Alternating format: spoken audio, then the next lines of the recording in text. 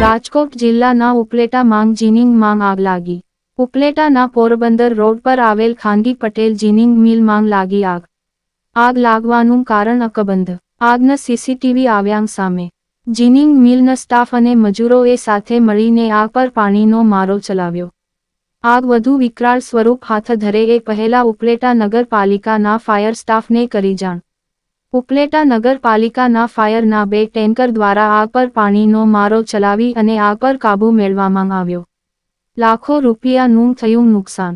Report Sarfaraz કોડી.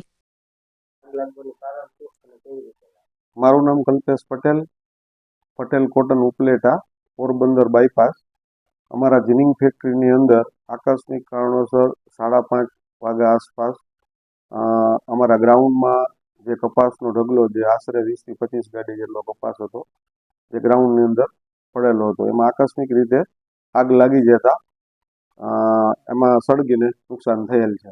તમે આગ બુઝાવવા માટે શું પ્રયત્ન કર્યા? જ્યારે ફાયર ફાઈટર ન પહોંચે ત્યારે તમે શું પ્રયત્ન કર્યા? અમારા જીમનો આખો સ્ટાફ, અમારો ઓફિસનો આખો સ્ટાફ અને લોડરના ડ્રાઈવરો બધા જે કપાસ હતો એને ડિવાઈડ કરી અને 2 ઢગલાને અલગ કરી નાખ્યા અને પાણીથી આગ બુઝાવવા માટેના પૂરેપૂરા પ્રયત્ન કરી અને આગને કાબૂમાં લેવાના પ્રયત્ન કર્યા. ક્યાં ફાયર ફાઈટરો હતા અને ક્યાંના હતા?